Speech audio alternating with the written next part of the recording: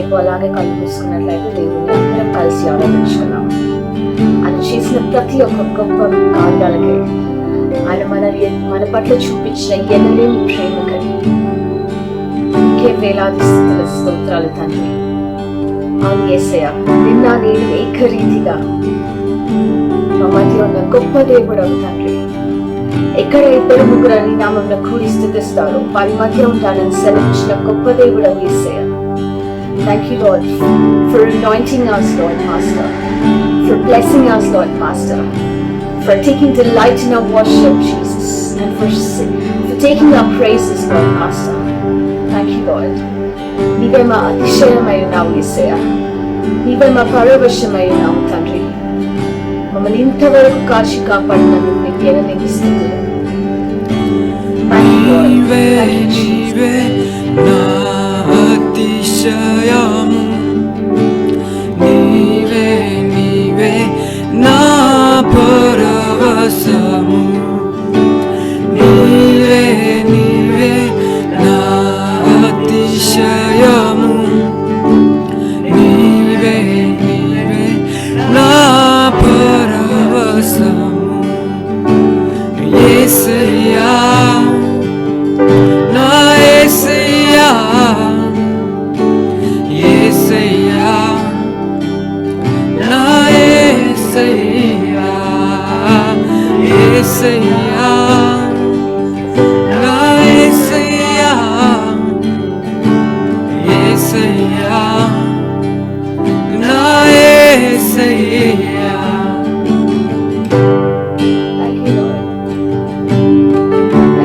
Taking delight in our worship, Lord Master. మాతో మీరు ఆనందిస్తున్నందుకు మీ కృపలను మమ్మల్ని మాకు కంచగా పంపిస్తున్నందుకు యేసయ్య. Thank you, Lord. Thank you, Lord, for your blessings, Lord Master. Thank you, Lord, for anointing each one of us, Lord Jesus. ఆరాధన స్తుతి ఆరాధన, ఆరాధన స్తుతి ఆరాధన, ఆరాధన స్తుతి ఆరాధన, ఆరాధన స్తుతి ఆరాధన. యేసయ్యా నా యేసయ్యా,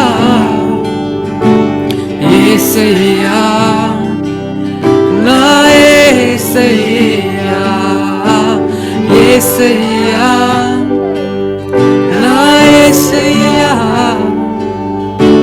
యేసయ్యా నా యేసయ్యా. నీవే నీవే నా అతిశయము, నీవే నీవే నా పరవశము, నీవే నీవే నా అతిశయము, నీవే నీవే నా పరవశము. యేసయ్యా నా యేసయ్యా, యేసయ్యా నా యేసయ్యా, యేసయ్యా నా యేసయ్యా, యేసయ్యా నా యేసయ్యా.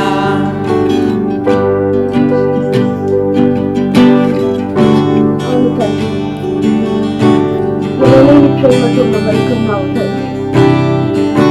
నీ రక్తం వచ్చింది తండ్రి, నీ సాక్షిగా మమ్మల్ని మార్చుకుంటున్నందుకు తండ్రి. Thank you, Lord. Thank you, Lord.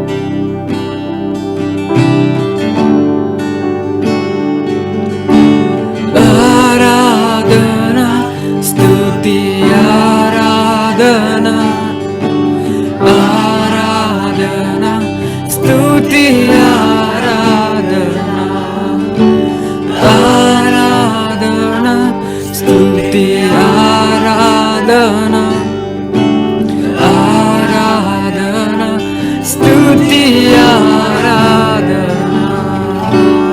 యేసయ్యా నా యేసయ్యా యేసయ్యా నా యేసయ్యా యేసయ్యా నా యేసయ్యా యేసయ్యా నా యేసయ్యా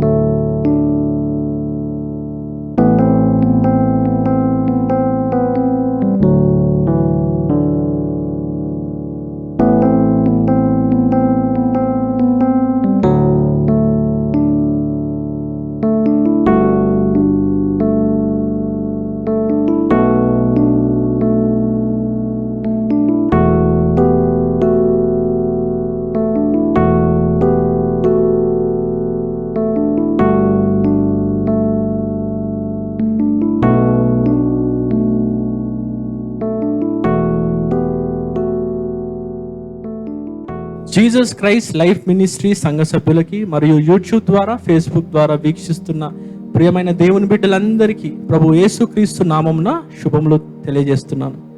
చూద్దామండి ఈరోజు దేవుడు మరి వాక్యం ద్వారా ఏం మాట్లాడబోతున్నాడు.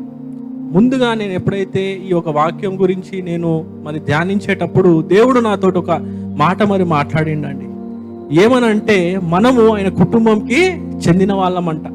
అవునా? ఆయన ఊపిరితోటి మనల్ని చేసుకొని మరి ఆదం అవ్వ నుంచి మీరు చూసుకున్నట్టయితే ఏదేను వనంలో మరి పెట్టి వాళ్ళకి ఏదేది కావాలో ప్రతి ఒక్కటి మరి ఆయన అక్కడ సమకూర్చడము జరిగింది. అంటే ఆయన ఒక కుటుంబము సరిహద్దులు విశాలపరచుకోవాలని దేవుని యొక్క చిత్తము. అవునా? సో మనము ఎప్పుడు మీ జీవితంలో ఒకటి మీరు గుర్తుపెట్టుకోవాలండి, మరి యేసు ప్రభువు మన సొంత రక్షకుడుగా మనం ఒప్పుకున్నప్పుడు ఆయన కుటుంబంలోకి మనము చేర్చబడ్డాము. మనకు ఒక కుటుంబం ఉంది, మనకి తండ్రి మరి ఉన్నాడని మీరు తెలుసుకోవాలి. మరి చూద్దామండి వాక్యంలో 1 పేతురు 2వ అధ్యాయము 9వ వచనము మనం చూసుకుందాం ఒకసారి. 1 పేతురు 2వ అధ్యాయము 9వ వచనము. అయితే మీరు చీకటిలో నుండి ఆశ్చర్యకరమైన తన వెలుగులోనికి మిమ్మల్ని పిలిచిన వాని గుణాతిశయములను ప్రచురము చేయు నిమిత్తము ఏర్పరచబడిన వంశమును, రాజులైన యాజక సమూహమును, పరిశుద్ధ జనమును, దేవుని సొత్తైన ప్రజలునై ఉన్నారు. చూడండి ఇక్కడ ఎంత మంచి వాక్యము మరి రాయబడింది. మనం ఎవరమంట? దేవుని సొత్తు ప్రజలై ఉన్నాము. అవునా? ఏర్పరచబడిన వంశమును, రాజులైన యాజక సమూహమును, పరిశుద్ధ జనమును, దేవుని సొత్తైన ప్రజలై ఉన్నారు. చూడు, మనం దేవుని సొత్తై ప్రజలై ఉన్నామండి. ఎప్పుడైతే ఆదాము అవ్వ మరి దేవుని మాట మరి చెప్పినప్పుడు వాళ్ళు వినక మరి దేవుడు వాళ్ళు ఎలా అయితే ఏదైనా వనం నుంచి బయటికి మరి పంపించినప్పుడు కూడా యేసు ప్రభు వారు మరి తండ్రి కూడా మనల్ని వదలలేదు. మళ్ళీ ఈ కుటుంబంలో ఎలాగైనా వీళ్ళని చేర్చుకోవాలంటే ఏం చేయాలి అన్నట్టు మరి ఆయన ఆలోచించినప్పుడు పరిశుద్ధమైన రక్తము చిందిస్తే గాని మనల్ని కొనుక్కోవడము జరుగుతుంది. అవునా? మనం ఒక్కొక్కసారి అనుకుంటాం, మరే నాకు జ్ఞానము లేదు, నేనేం బాగాలేను, అవునా, నన్ను ఎవరు మరి పలకలిస్తలేరు, నన్ను ఎవరు మరి మాట్లాడతలేరు, నేను ఒక్కనే ఉన్నాను అని మరి అలాంటి ఆలోచనలు మరి రావచ్చు. అంటే నీకు నువ్వు తగ్గించుకుంటావు, నేను ఒక వేస్ట్ పర్సన్ అని నువ్వు అనుకుంటావు. కానీ దేవుడు ఇక్కడ ఏం చెప్తున్నా అంటే ఆయన ఒక కుటుంబంకి మనము చెందిన వాళ్ళం అన్నమాట. అవునా? సో ఈ యొక్క కుటుంబంలో నువ్వు దేవుని ఒక మాట మరి వినకుండా ఎప్పుడైతే ఈ లోకం వైపు నువ్వు తిరిగి ఈ కుటుంబం నుంచి బయటికి మరి వచ్చినప్పుడు ఏమైపోతావు? మరి ఈ యొక్క సహవాసాన్ని నువ్వు కోల్పోవడం మరి జరుగుతుందండి. ఎప్పుడైతే సహవాసం మరి కోల్పోయినప్పుడు మరి నీకు అన్ని పోగొట్టుకున్నట్టు ఉంటావు. నీకు సమాధానం మరి ఉండదు, నీకు ఆశీర్వాదాలు మరి ఉండవు, మరి ఒకలాంటి మరి ఫ్రస్ట్రేషన్ రావడము మరి ఇవన్నీ మరి జరుగుతుంటాయి. అపవాది మరి వచ్చేయడము జరుగుతుంటాడు. సో మనం లూకాసు వార్త 15 అధ్యాయము 8వ వచనము నుంచి 10వ వచనం వరకు మనం చూసుకుందాము. లూకాసు వార్త 15 అధ్యాయము 8వ వచనం నుంచి. ఏ స్త్రీకైనను 10 వెండి నాణములుండగా వాటిలో ఒక నాణము పోగొట్టుకుంటే ఆమె దీపము వెలిగించి ఇల్లు ఊడ్చి అది దొరుకు వరకు జాగ్రత్తగా వెతకదా? అది దొరికినప్పుడు తన చెలికత్తెలను పొరుగువారిని పిలిచి, నాతో కూడా సంతోషించుడి, నేను పోగొట్టుకొనిన నాణము దొరికినదని వారితో చెప్పును గదా. చూడండి ఇక్కడ ఏం జరుగుతుందంటే లూకాసు వార్తలో మనం చూసుకున్నట్టే 15 అధ్యాయంలో ఒక స్త్రీకంట 10 వెండి నాణములు మరి ఉన్నాయంట. వాటిలో ఒక నాణము ఏమైంది? పోగొట్టుకున్నది అనమాట. అవునా? చూడండి, మరి పోగొట్టుకున్నప్పుడు ఆ స్త్రీ మరి ఏం చేసిందో మీరు చూడండి. ఏం చేసింది? తను దీపము వెలిగించి ఇల్లు మరి ఊడ్చింది. అవునా? అది దొరికే వరకు జాగ్రత్తగా మరి వెతికింది. ఇక్కడ మీరు గమనించినట్టయితే ఇప్పుడు చూడండి, తను ఒక 10 నాణములో ఒక నాణము మరి పోయినప్పుడు తను ఏం చేసింది? ముందుగా దీపము అనేది మనము వెలిగించింది. తను మన వాక్యంలో మనం చూసుకున్నట్టయితే ఈ దీపము మనకి ఏమై ఉంది? నీ వాక్యము నా పాదములకు దీపమై నా త్రోవను వెలుగై ఉన్నది. కీర్తనలలో మనం చూసుకున్నట్టయితే 119 అధ్యాయము 105 వచనంలో చూసుకున్నట్టయితే నీ వాక్యము నా పాదములకు దీపమై ఉన్నది, నా త్రోవను వెలుగై ఉన్నది. అంటే ఆయన వాక్యము ఎలా ఉన్నదండి? మన పాదములకు దీపమై ఉన్నది. చూడండి, తను మరి ఏదైతే 10 నాణములో ఒక నాణము మరి పోయినప్పుడు తను ఏం చేసింది? దీపము మరి వెలిగించింది, ఒక లైట్ మరి వేయడము జరిగింది. యేసయ్య కూడా మరి లోకంకి ఎవరండి? ఆయన అవునా? లైట్ కదా. సో ఈ దీపము, సో మనం ఏం చేయాలంటే మన జీవితంలో కూడా మనము కోల్పోతాం కదా. ఒక్కొక్కసారి అనారోగ్యము, సమాధానం లేకపోవడము, అవునా, అస్వస్థత, మరి ఇంట్లో మరి ఎన్నో గొడవలు, మరి ఆర్థికంగా మనం బలపడము, అవునా, సరి అయిన ఏజ్లో మరి ఏదైతే చదువుకోవాలో మరి చదువుకోకుండా, అవునా, మరి మ్యారేజ్ అయినప్పుడు మరి బిడ్డల్ని మంచిగా చూసుకోవాలని ఉంటుంది, భార్యను మంచిగా మరి చూసుకోవాలని ఉంటుంది, కానీ సరి అయిన టైంలో నువ్వు చదువుకోక మంచి ఉద్యోగం మరి ఉండకపోవచ్చు. అంటే ఏదో ఒక కుటుంబంలో మనం కోల్పోతూ ఉంటాం.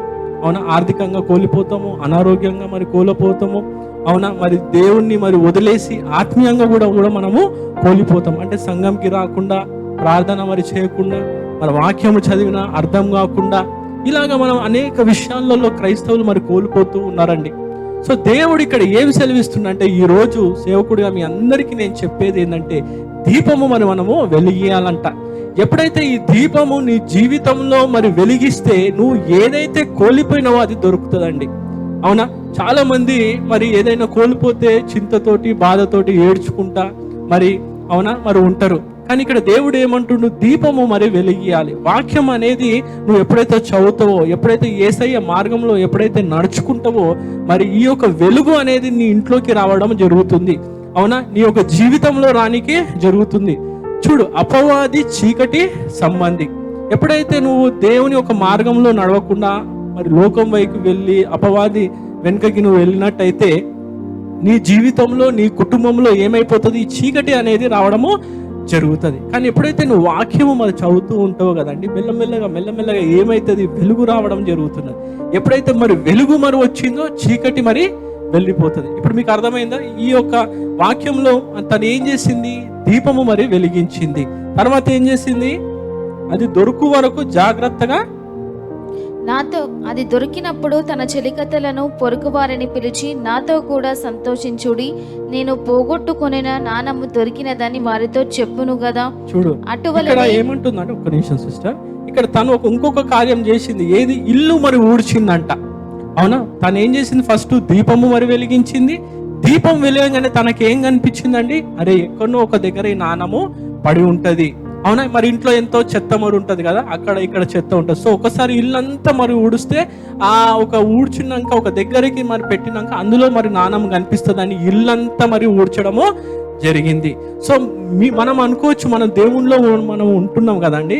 సో మనం అనుకోవచ్చు మనం సరిగానే జీవిస్తున్నాము, వాక్యం నేను చదువుతున్నాను, మరి ప్రార్థన మరి నేను చేస్తున్నాను. అవునా? సో మనం ఏమనుకుంటాం? కరెక్ట్గానే నేను జీవిస్తున్నా అని నువ్వు అనుకుంటావు. కానీ ఎప్పుడైతే ఈ యొక్క వాక్యము నువ్వు మరి చదువుతూ ఉంటావో, ఆత్మతోటి, సత్యముతోటి, ఆశతోటి, ఈ వెలుగు మరి ఎప్పుడైతే మరి వస్తుందో నీ జీవితంలో ఉన్న ఆ చెత్త ఏదైతే ఉందో అది నీకు కనిపించడము జరుగుతుందండి. అవునా? మనం మన జీవితంలో మనకు కనిపించదు, మనం ఏదో మరి మంచిగానే జీవిస్తున్నామో అనుకుంటాం, కానీ అపవాదిగాడు తిష్ట వేసుకొని మన ఇంట్లో మరి కూర్చుంటాడు. అది మనకి మన ఈ యొక్క కళ్ళతోటి మనకు కనిపించడు వాడు వాని క్రియలు. కానీ ఎప్పుడైతే నువ్వు వాక్యము చదువుతో నీ ఆత్మీయ నేత్రాలు మరి తెరవబడతాయి. ఆత్మీయ నేత్రాలు మరి తెరవబడినప్పుడు ఆ ఒక చెత్త నీ ఇంట్లో కానీ నీ యొక్క జీవితంలో కానీ ఏదైతే దేవునికి వ్యతిరేకమైన పనులు కానీ మరి తెలిసి తెలియకుండా ఏదైతే తప్పులు మరి నువ్వు చేసినావో, ఈ యొక్క వాక్యం వెలుగై ఉన్నది కాబట్టి ఈ యొక్క చెత్త మొత్తం మరి కనిపించడం జరుగుతుంది. అప్పుడు నువ్వేం చేస్తావు అంటే, అరే ఇంత మరి చెత్త పెట్టుకొని ఇన్ని రోజులు నేను ఈ చెత్తలోనే మరి నేను నివసిస్తున్నానా, దేవునికి మరి విరుద్ధంగా నేను బతుకుతూ ఉన్నానా అని అప్పుడు నీ ఆత్మీయ నేత్రాలు తెరవబడతాయండి.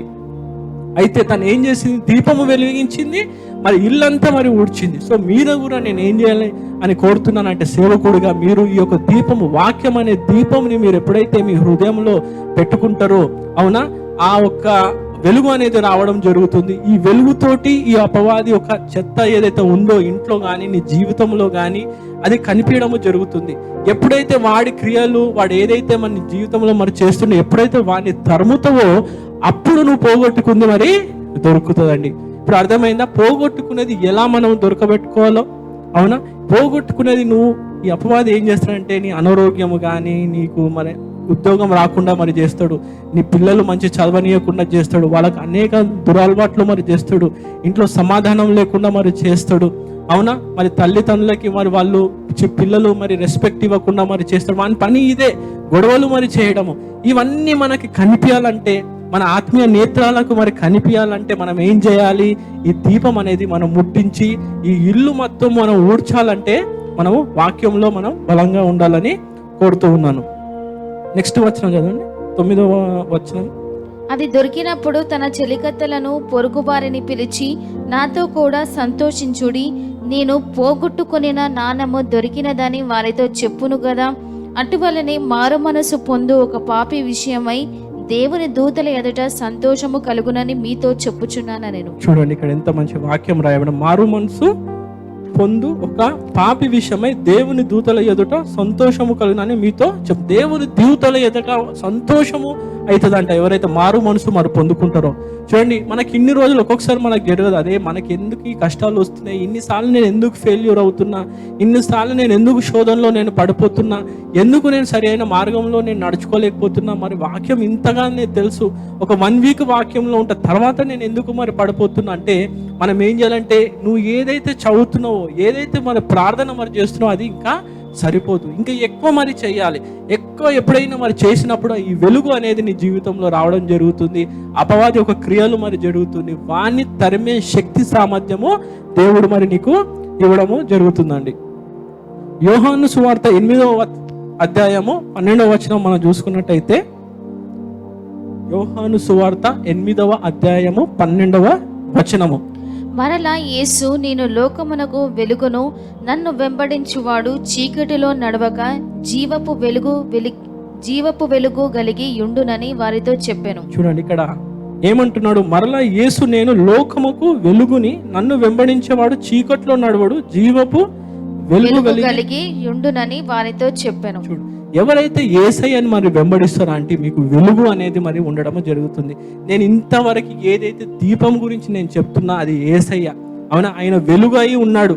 ఆ ఆయనని ఎప్పుడైతే మీరు వెంబడిస్తారో, అవునా, మరి ఇంకా ఆయన మీతోటి ఉంటే మీకు అసాధ్యం అనేది ఏదియో మరి ఉండదండి. ఈ అపవాది కూడా మరి మన దరిదాపులోకి మరి రాదు. సో మనము మన జీవితంలో మనం ఎవరితోటి మనం పోరాడుతున్నాము? అంధకార శక్తులతోటి మనము పోరాడుతున్నాం. కనిపించే మనిషితోటి మనం పోరాడతలేము. వానితోటి అయితే మనము వాడు ఒక నాలెడ్జ్, వాని జ్ఞానం చూసి మనము కొద్దిగా కష్టపడి మనం పోరాడగలుగుతాము కదా. సో ఈ అంధకార శక్తులు మనకు కనిపించవు, వీడు మనల్ని పీడిస్తూ ఉంటాడు. సో వీన్ని పట్టుకొని వీని తరమాలి అంటే మనం ఏం చేయాలి? మరి వాక్యంలో మనము బలంగా ఉండాలి. ఎఫెసీయులకు రాసిన పత్రిక 6వ అధ్యాయము 12వ వచనం చూసుకుందాము. Ephesians chapter 6 12th verse. 6వ అధ్యాయము 12వ వచనము. ఏలైనగా మనము పోరాడునది శరీరులతో కాదు గాని ప్రధానులతోనూ అధికారులతోనూ ప్రస్తుత అంధకార సంబంధులకు లోకనాథులతోనూ ఆకాశ మండలమందున్న దురాత్మ సమూహములతోనూ పోరాడుచున్నాము. చూడు, ఎవరితోటి మనం పోరాడుతున్నామంట? దురాత్మలతోటి సమూహములతోనూ పోరాడుచున్నాము. ఆకాశ మండులమందున్న దురాత్మలతోటి మనం పోరాడుతాం. అంటే ఏదైతే కనిపించదో వీటితోటి మనము పోరాడుతున్నాం. సో వీటితోటి మనం పోరాడాలంటే మనకి ఏ వెపన్ కావాలి? మనకి వాక్యం అనే ఈ యొక్క ఆయుధం మనకి కావాలి. ఈ వాక్యం అనే ఆయుధం మరి ఎప్పుడైతే మరి నీ దగ్గర మరి ఉంటుందో, ఈ వెలుగు అనేది ఉంటుంది. ఎక్కడైతే వెలుగు మరి ఉంటుందో అక్కడ అపవాది ఉండదు. అవునా? చూడండి, ఏదైతే చెడు కార్యాలు ఏదైతే చేస్తున్నారో వాళ్ళందరూ చీకట్లోనో మరి చేస్తారు. ఎందుకంటే వెలుగులోకి చూస్తే అది ఇల్లీగల్, మరి పోలీసు వాళ్ళు పట్టుకుంటారు, అది తప్పు. కాబట్టి ఇవన్నీ ఏం చేస్తారు వీళ్ళంతా? మరి చీకట్లో మరి చేస్తుంటారు. అందుగురించే ఈ యొక్క చీకటి నీ జీవితంలో నుంచి నువ్వు తరిమేయాలంటే, ఈ యొక్క చెత్త నీ కుటుంబంలో, నీ జీవితంలో, నీ ఇంట్లో నుంచి నువ్వు ఊడ్చేయాలంటే నువ్వేం చేయాలంటే ఈ యొక్క దీపంని మరి ముట్టించాలండి. అవునా? ఎప్పుడైతే తను దీపము మరి ముట్టించిందో, ఎప్పుడైతే ఊడ్చిందో, మరి ఆ ఒక్క ఏదైతే కోల్పోయిందో తను దొరికిందనమాట. ఆ నాణము ఆ స్త్రీకి మరి దొరకడము జరిగింది. సో మీరు ఏదైతే మరి కోల్పోయిందో, కొంతమందికి అండి పాపము ఒక 5 సంవత్సరాలు మరి ఉద్యోగాలు ఉండవు, ఎన్నో ఇంటర్వ్యూలు మరి పోతూ ఉంటారు, ఉద్యోగం అనేది రాదు. ఎంతో మరి పెళ్లి వివాహం గురించి చూస్తున్నాం, పెళ్లి అనేది మరి కాదు. అవునా? మరి ఇంకా అనారోగ్య సమస్య, ఎన్నో డాక్టర్స్ దగ్గరికి మరి వెళ్తుంటారు, ఆ ఒక మంచి ఆరోగ్యం అనేది రాదు. అంటే ఇవన్నీ మరి కోల్పోతూ ఉంటారు. సో ఈ అంధకార శక్తుల నుంచి బయట పడాలి. అరే నేను డాక్టర్ దగ్గరికి పోతున్నా, నేను ఇంటర్వ్యూకి వెళ్తున్నాను, మరి నేను పెళ్లి సంబంధాలు చూసి ఇవన్నీ నా జీవితంలో ఎందుకైతే లేవు అంటే, ఇది మనకి ఏదైతే కనిపించదో వాడు మన మీద యుద్ధము మరి చేస్తూ ఉన్నాడు. వీన్ని మరి ఓడించాలంటే మనకేం కలిగి ఉండాలి? దీపంని మనము వెలిగించాలి. ఈ యొక్క వాక్యంలో మనము బలంగా ఉన్నట్టయితే వాడు ఎప్పుడైతే ఈ వెలుగుని జీవితంలో రాగానే ఆటోమేటిక్గా వాడు పారిపోవడము జరుగుతుంది. అదేవిధంగా ఈ యొక్క నాణము మరి ఎంతో వాల్యుబుల్ అండి, ఎంతో విలువైనది. అవునా? ఈ యొక్క నాణము మరి దేవుడు ఏమంటున్నాడంటే ఆయన ఒక రక్తముతోటి మనల్ని కొనుక్కున్నాడు. చూడండి, ఇప్పుడు నేను ఆదామవ్వ తప్పు చేసిండ్రు, ఈ తప్పు నుంచి మళ్ళా దేవుడు ఆయన కుటుంబంలో చేర్చుకోవాలంటే, మరి పాపిని మరి చేర్చుకోవాలంటే ఒక 100 కోట్లు కానీ ఒక 200 కోట్లతో అంటే కానీ మనము దేవుడు మరి కొనుక్కోలేడు. అవునా? ఎందుకంటే వెల మరి కట్టలేనిది అనమాట. సో ఈ యొక్క పాపిని, ఈ యొక్క మనిషిని మళ్ళా దేవుడు తిరిగి కొనుక్కోవాలి, తిరిగి ఆయన కుటుంబంలో మరి చేర్చుకోవాలంటే పరిశుద్ధమైన రక్తము చిందిస్తే కానీ మళ్ళీ ఆ కుటుంబంలో మనము చేర్చబడతాము. అవునా? రాజ సమూహము అని నేను అన్నా కదండి, 1 పేతురు 2వ అధ్యాయము 9వ వచనంలో. సో అలాగా ఇలా చేర్చుకోవాలంటే పరిశుద్ధమైన రక్తము మరి చిందించాలి. మరి తండ్రి మరి అన్నట్టు పరిశుద్ధమైన రక్తము మరి చిందించాలంటే ఇక యేసు ప్రభు వారే భూలోకముకి మరి రావాలి. అవునా? ఆయన మరి పరిశుద్ధంగా మరి ఉన్నాడు. ఈ లోకంలో ఎలా ఉండాలో, ఎలా జీవించాలో ప్రతి ఒక్కటి మరి ఆయన బోధించిండు. మరి పాత నిబంధనలో మరి చూసుకున్నట్టయితే బలులు మరి ఇస్తూ ఉంటారండి. అవునా?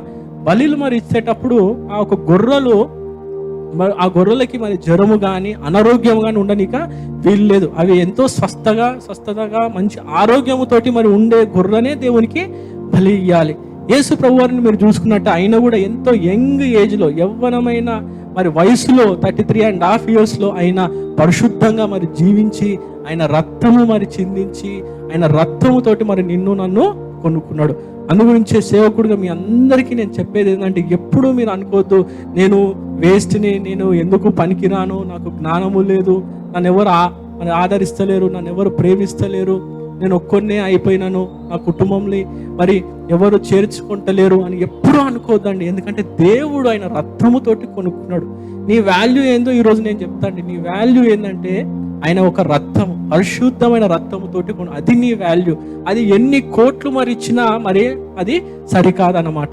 సో ఎప్పుడు నీ జీవితంలో మరి అనుకోవద్దు, అవునా నాకెవరు లేరు అని మాత్రము నువ్వు అనవద్దు. ఎందుకంటే ఆయన రక్తముతోటి నిన్ను ఆయన కుటుంబంలో మళ్ళా చేర్చుకున్నాడు. మనం ఎంతో వాల్యుబుల్ ఆయనకి. యోహాను 3వ అధ్యాయము 16వ వచనము చదవండి ఒకసారి. యోహాను సువార్త 3వ అధ్యాయము 16వ వచనం. దేవుడు లోకమును ఎంతో ప్రేమించెను కాగా ఆయన తన అద్వితీయ కుమారునిగా పుట్టిన వాని యందు విశ్వాసముంచి ప్రతి వాడును నశింపగా నిత్య జీవము పొందునట్లు ఆయనను అనుగ్రహించెను.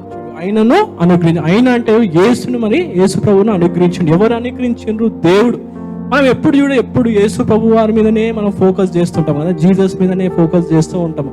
కానీ దేవుడు మరి ప్రేమించిన అంటే యేసు ప్రభు వారి తండ్రి పరలోకమున్న తండ్రి మరి ప్రేమించి ఆయన ఏకైక కుమారుని మరి బలిపెట్టడము జరుగుతున్నది. 1 పేతురు 1వ అధ్యాయము 18-19 వచనము. 1 పేతురు 1వ అధ్యాయము 18 వచనము.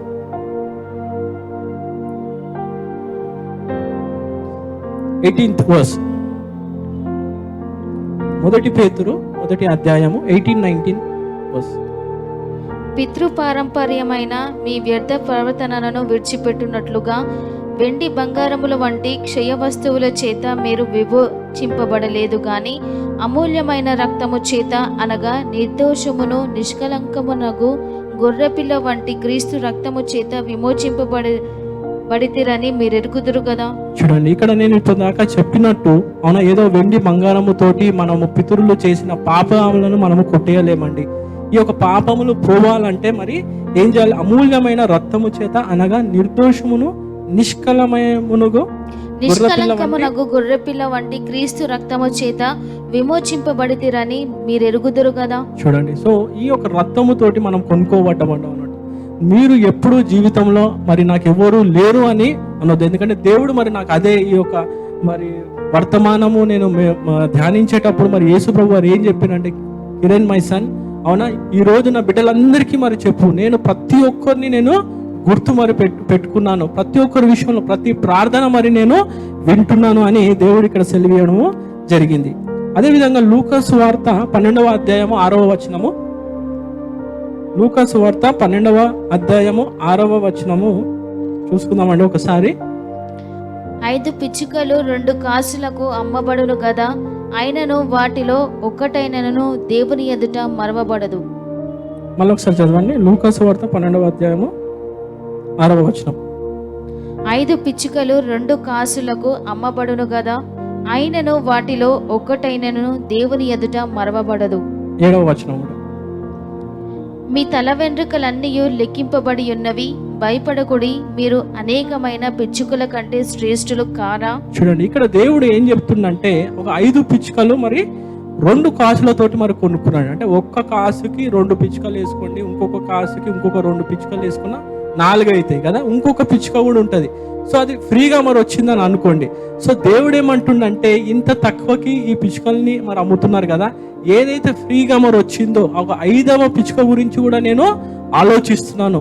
అవునా, మరి వాటికి ఏం కావాలో నేను వాటికంటే మీరు శ్రేష్ఠులు కారా అని మరి దేవుడు ఇక్కడ సెలవేయడము జరుగుతుంది. అంటే నేనేం చెప్తున్నా అంటే, సేవకుడుగా ఇప్పుడు మనం ఒక చెట్టు కింద మరి ఉన్నామండి, ఏదో బస్ గురించో లేదా దేని గురించో వారిని వెయిట్ చేస్తూ ఉంటాం. అవునా, సో ఒక చెట్టు మీద అనేక పిచ్చుకలు ఉంది, ఆ పిచ్చుకల గురించి నువ్వు ఆలోచిస్తావా? ఆలోచించు, నీ పని ఏదో నువ్వు చూసుకుంటూ ఉంటావు. కానీ దేవుడు అంట ఆ పిచ్చుకల గురించి కూడా ఆలోచిస్తుండంట. వాటికి ఏ ఆహారము కావాలి, ఎక్కడ ఉండాలి, ఎలా గూడు కట్టుకోవాలి, వాటి గురించే మరి ఆలోచిస్తున్న దేవుడు మరి నీ గురించి నా గురించి ఇంకా ఎంత ఆలోచిస్తున్నాడండి. మరి రక్తము మరి చిందించి మరి కొనుక్కున్నాడు. సో వాటికంటే మీరు శ్రేష్ఠులు కారా, ఎందుకు మీరు అట్లా అనుకుంటారు అని దేవుడు ఇక్కడ సెలవేయడము జరుగుతుంది. మనం ఎందుకు అనుకుంటామంటే, మనము మరి దేవుని దగ్గరికి రాము, దేవుణ్ణి సంపూర్ణంగా మనం తెలుసుకోలేము. అందు గురించే మీరు ఏం చేయాలంటే వాక్యం అనేది చదవాలి. చూడండి, ఎవరైనా ఇప్పుడు ఉద్యోగాలు మరి చేస్తూ ఉంటారు, కాలేజీలోకి వెళ్తూ ఉంటారు, దేవునితో సమయం ఎప్పుడన్నా గడిపిరండి? ఎప్పుడైనా 1 రోజులు ఉద్యోగం మనకి వెళ్తాము, ఒక్కరోజు మరి సెలవు మరి పెట్టి దేవునితో సమయం గడపాలి. ఈరోజు దేవునితో నేను మాట్లాడాలని ఒక్కరోజన్నా మీరు సెలవు మరి పెట్టి దేవునితోటి సమయం మరి గడిపినరా? గడపరు. ఏదైనా అవసరతలు మరి రాగానే దేవునికి నాకు అది కావాలి ఇది కావాలనే ఉంటుంది, కానీ ఆయన మనసులో ఏమైతే ఉందో ఆయన చెప్పుకోవాలనే మాట మాత్రం మనము వినము. సేవకుడిగా మీ అందరికీ నేను చెప్పిందంటే, ఆయనతో సమయము గడపండి, మీరు ఆయనతో మాట్లాడండి. యేసు ప్రభువా, నన్ను మీరు పుట్టించిండ్రు, అవునా, నా పట్ల ప్రణాళిక ఏమై ఉంది, ఈ స్థితిలో మరి నేను ఎందుకున్నా యేసయ్యా, నాతో మాట్లాడి యేసయ్య అంటే దేవుడు మరి వాక్యం ద్వారానో మరి పాటల ద్వారానో అవునా ఎలాగో మరి దేవుడు మరి మాట్లాడతాడు. ఒక్క వర్డ్ ద్వారా కూడా దేవుడు మాట్లాడి మరి నీకు ఆన్సర్ ఇవ్వడము జరుగుతున్నది. సో ఈ యొక్క ఆత్మీయ నేత్రాలు తెరవకపోతే, ఈ వెలుగు అనేది నీ జీవితంలో రాకపోతే మనం ఏం చేస్తున్నామో కూడా మనకి తెలియదండి. మనం బయటకు వస్తున్నామా, లోపలికి పోతున్నామా, మన దారి ఎక్కడుందో కూడా మనకి తెలియదు. సో ఒక్కసారి మనము అపొస్తలుల కార్యములు 9వ అధ్యాయం మనం చూసుకుందామండి. మొదటి వచనము, అపోస్తుల కార్యములు 9వ అధ్యాయము. ఇక్కడ సౌలు గురించి మరి రాయబడి ఉంది. అపోస్తుల కార్యము 9వ అధ్యాయము 1వ వచనం నుంచి. సౌలు ఇంకను ప్రభు యొక్క శిష్యులను బెదిరించుటయును హత్య చేయుటను తనకు ప్రాణాధారమైనట్లు ప్రధాన యాజకుని యొద్దకు వెళ్ళి, ఈ మార్గమందున్న పురుషులైనను స్త్రీలైనను కనుగొనిన ఎడల వారిని బంధించి యెరూషలేమునకు తీసుకొని వచ్చుటకు దమస్కులోని సమాజములో వారికి ప్రతి కల్మిని అడిగెను.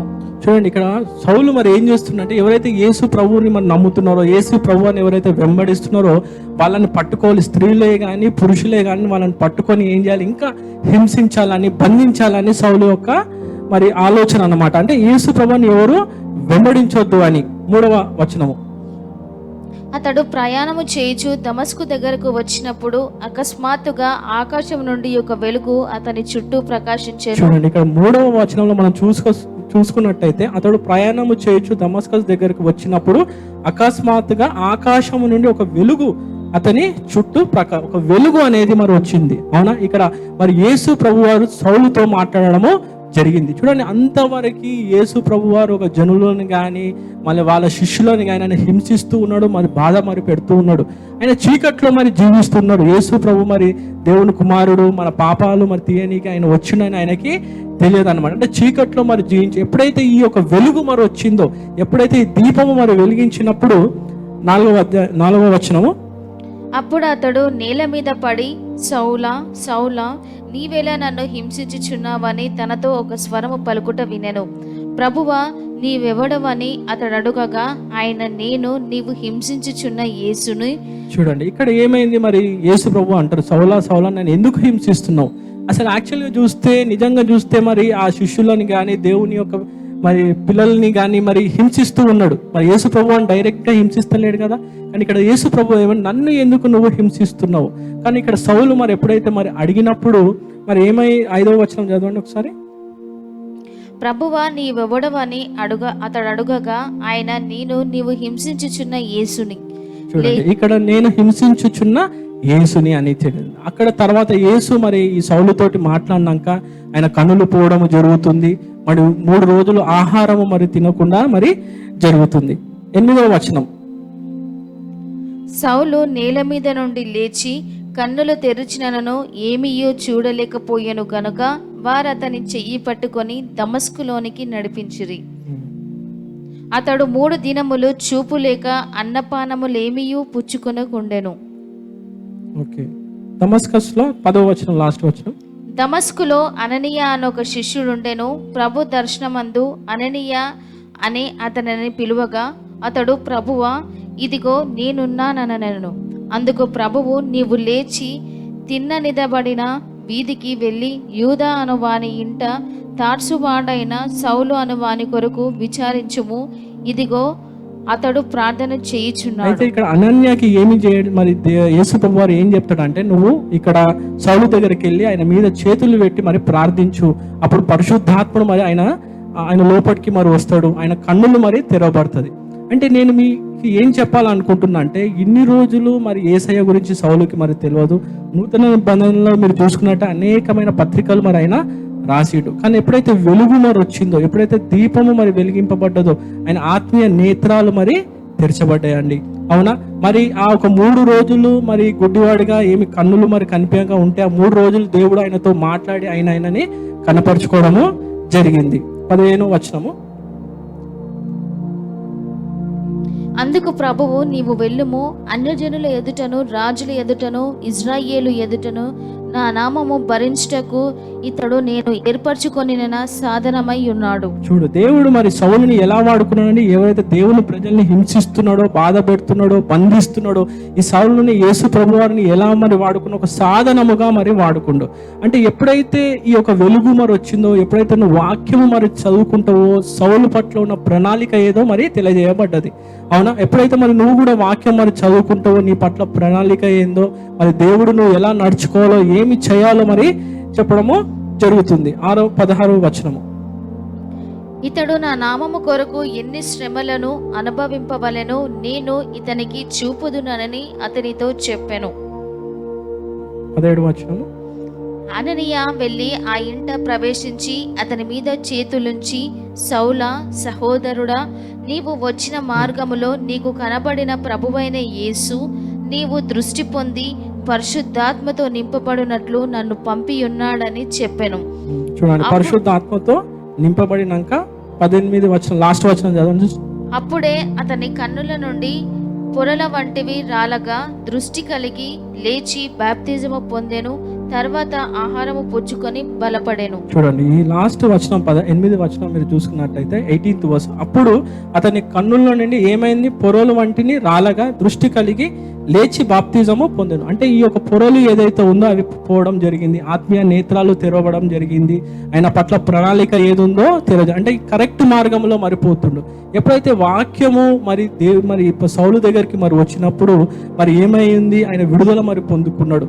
దేవుడు యేసు ప్రభు వారే మరి ఆయన తోటి మరి ఉన్నాడు. సో నేను ఈరోజు వర్తమానం దేని గురించి నేను చెప్తున్నాను అంటే, ఎప్పుడైతే నీ జీవితంలో ఏదైతే కోల్పోయినావో అది మళ్ళీ దొరుకుతుందండి.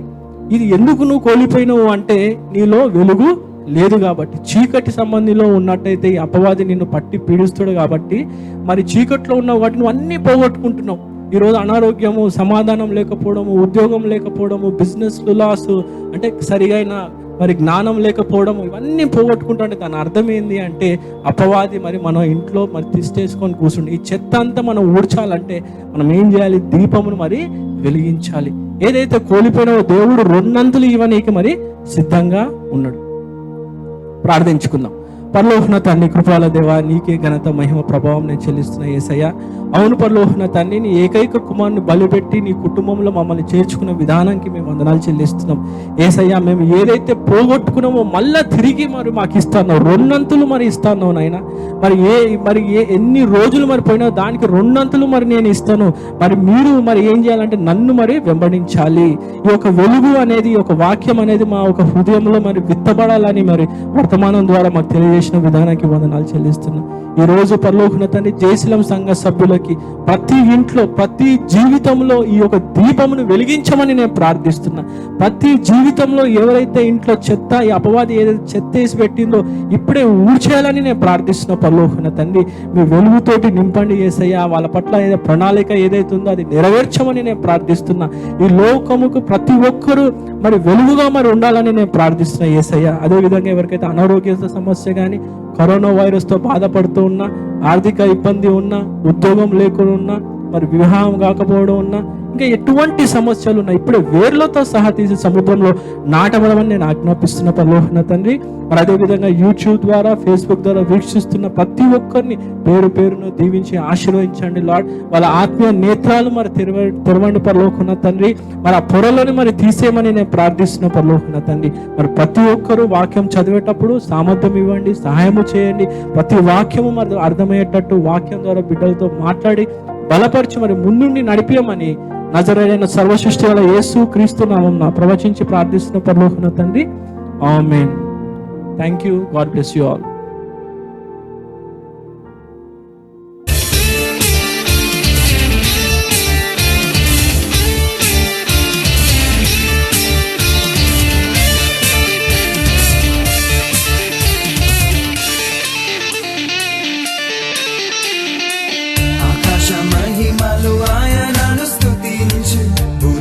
సంపూర్ణత ఆయనను స్తుతించు, తన చేతి క్రియలన్నీ ఆయనను స్తుతించు, పిల్లల గ్రోవితో ఆయనను స్తుతించు.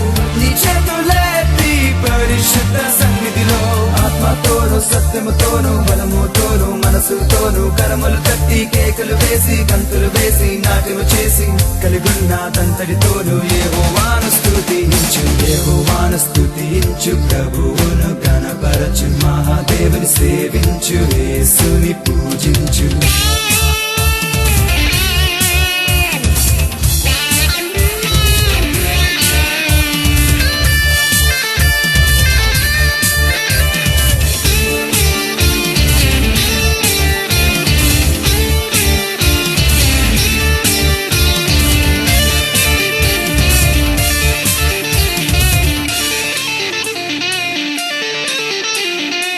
స్వరమండలముతో ఆయనను స్తుతించు,